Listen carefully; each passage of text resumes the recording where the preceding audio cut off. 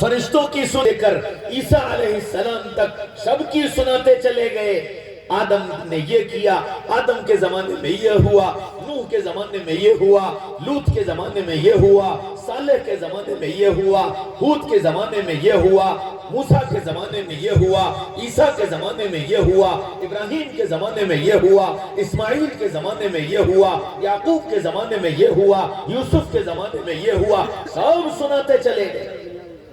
ماضی کا اتنا علم اللہ نے دیا، پھر مستقبل کا علم اللہ نے دیا کہ آئندہ کیا ہوگا، قیامت کیسے آئے گی، یاجوج ماجوج کیسے نکلیں گے، دجال کیسے ظاہر ہوگا، پھر دجال کیسے مارا جائے گا، پھر اللہ کا کلمہ کیسے سربلند ہوگا، پھر سورج کیسے مشرق کے بجائے مغرب سے نکلے گا، پھر پہاڑ کیسے اڑیں گے، پھر آسمان کیسے ٹوٹے گا، پھر زمین کیسے پھٹے گی، پھر سمندر سے آگ کیسے نکلے گی، پھر قیامت کیسے قائم ہوگی، پھر آخرت میں کیا ہوگا، پھر جنت کیسی ہوگی، پھر دوزخ کیسی ہوگی، سب بتاتے چلے گئے۔ تو ماضی بھی بتایا، حال بھی بتایا، مستقبل بھی بتایا، انسانوں کی بھی سنی، جانوروں کی بھی سنی، پرندوں کی بھی سنی، درختوں کی بھی سنی، پتھروں کی بھی سنی، سب کچھ کر اتنا علم دیا۔ اور اتنا سارا علم دینے کے بعد اللہ نے کیا کہا؟ نبی پاک صلی اللہ علیہ وسلم سے کہا، کیا کہا؟ وَمَا أُوتِيتُم مِّنَ الْعِلْمِ إِلَّا قَلِيلًا۔ اے محمد صلی اللہ علیہ وسلم، ہم نے آپ کو جو علم دیا ہے بہت تھوڑا، بہت تھوڑا۔ کس سے کہہ رہے؟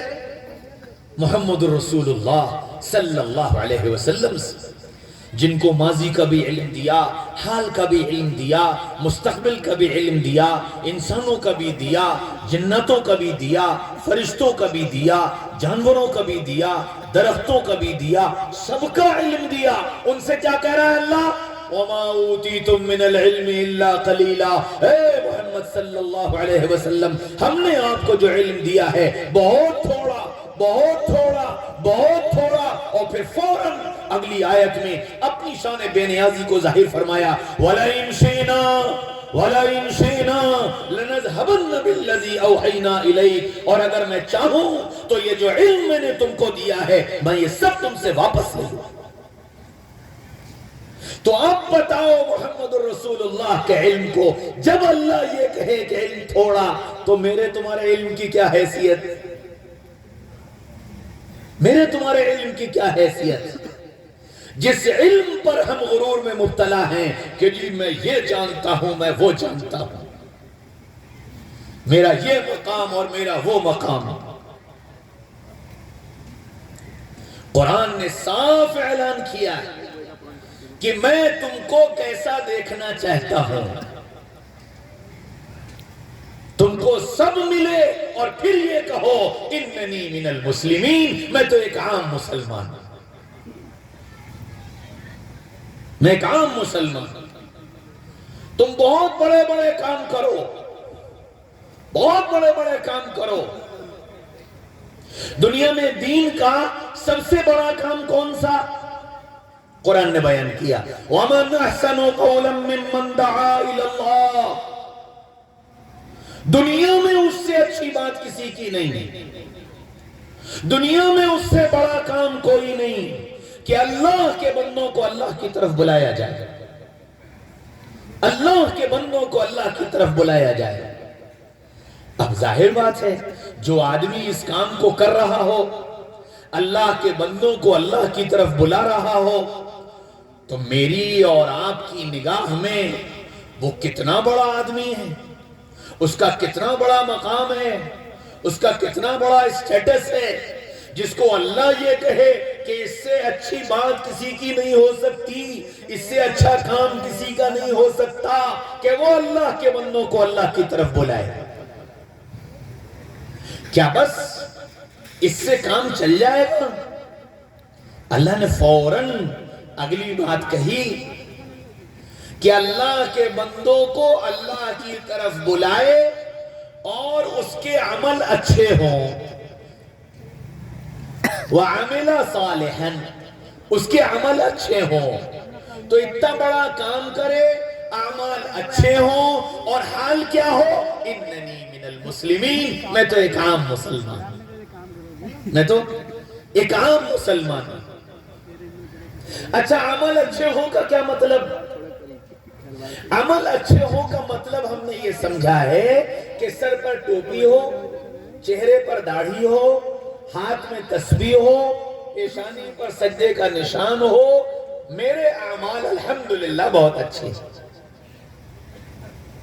حالانکہ یہ عمل کا ایک جز ہے، عمل کا ایک جز ہے.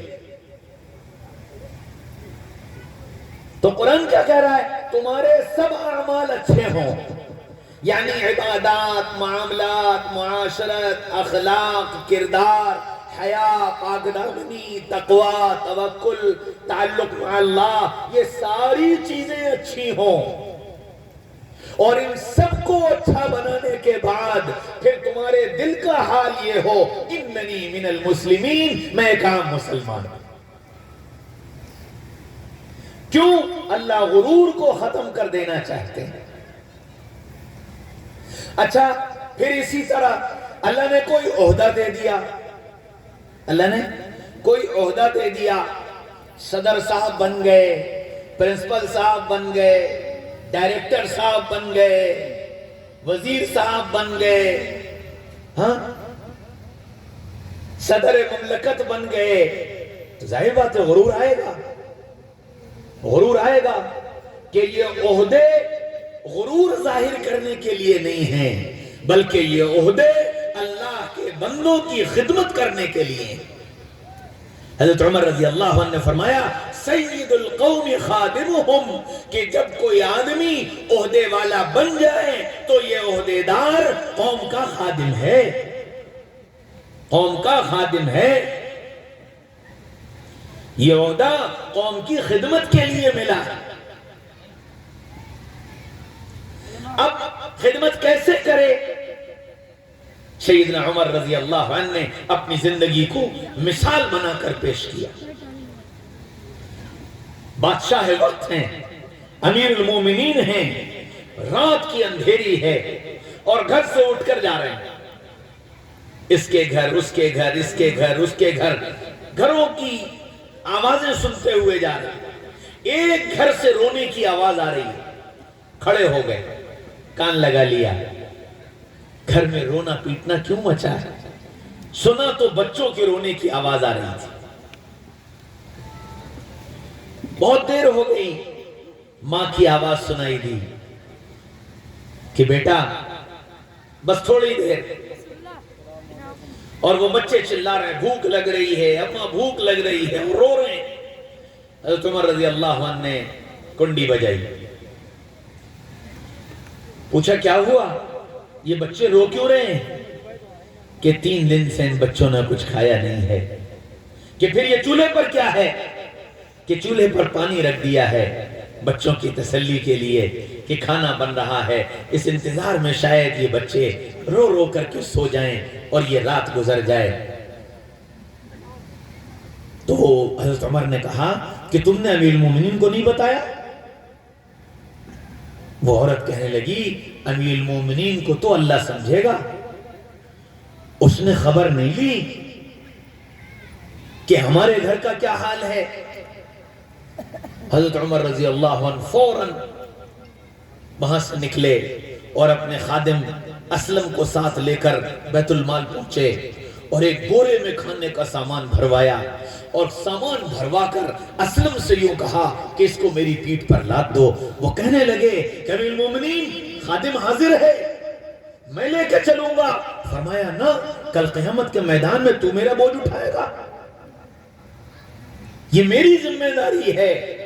خادم کی موجودگی میں، نوکر کی موجودگی میں بادشاہ وقت اپنی پیٹھ پر بورا لاد کر کے اس کے گھر جاتا ہے اور گھر لے جا کر کھانے کا سامان دیتا ہے. لو جلدی سے کھانا بناؤ. ماں کھانا بناتی ہے، بچوں کو کھانا کھلاتی ہے، بچوں کا پیٹ بھر جاتا ہے، کھیلتے ہیں، ہنستے ہیں، مسکراتے ہیں. اسلم نے یوں کہا امیر المومنین کام ہو گیا چلیے؟ فرمایا نہیں، جتنی دیر ان کو روتا ہوا دیکھا ہے اتنی دیر ان کو ہنستا ہوا تو دیکھ لو۔ وہ عورت دعائیں دیتی ہے، وہ کہتی ہے اللہ تمہیں جزائے خیر دے، اور امیر المومنین بننے کے لائق تو تم تھے، امیر المومنین بننے کے لائق تو تم تھے۔ حضرت عمر رضی اللہ عنہ نے فرمایا کل صبح امیر المومنین کے پاس جانا اور جا کر ان کو حال بتانا۔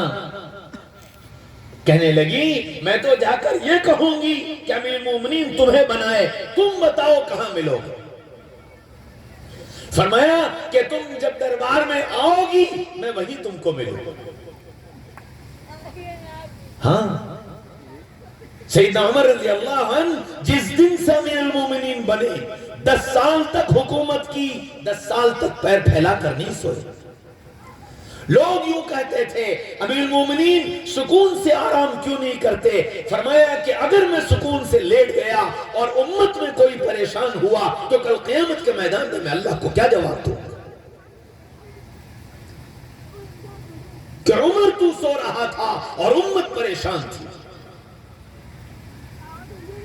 بادشاہ وقت ہیں، امیر المومنین ہیں،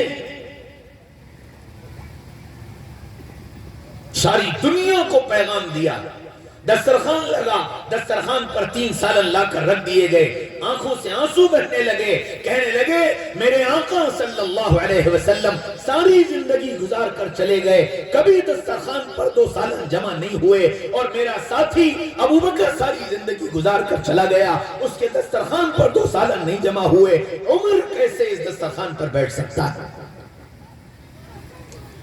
میں اپنے ساتھیوں کے قدم بقدم چلوں گا۔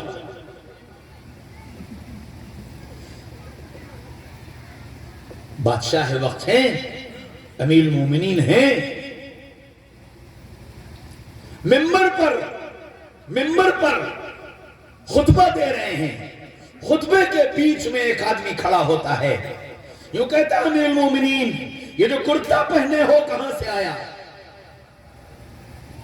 یہ جو کرتا پہنے ہو کہاں سے آیا؟ لوگوں نے کہا خاموش ہو جاؤ، تم امیر المومنین سے سوال کرتے ہو؟ حضرت عمر رضی اللہ عنہ نے کہا اے اللہ تیرا شکر ہے کہ میری امت میں ایسے لوگ موجود ہیں جو امیر المومنین سے بھی یہ سوال کر سکیں کہ یہ چیز تمہارے پاس کہاں سے آئی۔ ہاں قوم کا سردار ہونا یہ کوئی معمولی بات نہیں ہے۔ کسی سوسائٹی کا، کسی فاؤنڈیشن کا، کسی علاقے کا، کسی ادارے کا صدر بن جانا، محتمم بن جانا، ذمہ دار بن جانا یہ معمولی بات نہیں ہے۔ ایک پیسے کے ہیر پھیر پر کل قیامت کے میدان میں اللہ گردہ ناپ دے گا۔ حدیث شریف میں آتا ہے ایک پیسے کی بدعنوانی پر 700 مقبول نمازیں لے لی جائیں گی۔ اس لیے اپنے عہدے کا استعمال اپنے غرور کے لیے مت کرنا، اپنی عزت اور وجاہت کے لیے مت کرنا، بلکہ اللہ نے جو عہدہ دیا ہے اس عہدے کو قوم کی خدمت کے لیے اپنی سعادت سمجھ کر کے استعمال کرنا۔ مال آئے گا تو غرور آئے گا، مال آئے گا تو غرور آئے گا کہ جی میں پیسے والا، میں یہ کر دوں گا، میں وہ کر دوں گا، میں نے یہ کر دیا، میں نے وہ کر دیا۔ ہاں صحابہ کرام کیسے بڑے بڑے مال والے اور کیسی اپنی زندگیوں کو چھپا کر اور اپنے خرچ کو چھپا کر چلے گئے۔ حضرت عثمان غنی رضی اللہ عنہ دنیا میں بہت بڑے بڑے مالدار آئے لیکن کسی کے نام کا حصہ نہیں بنا مالدار۔ بڑے بڑے مال والے آئے لیکن کسی کے نام کا حصہ مالدار نہیں بنا۔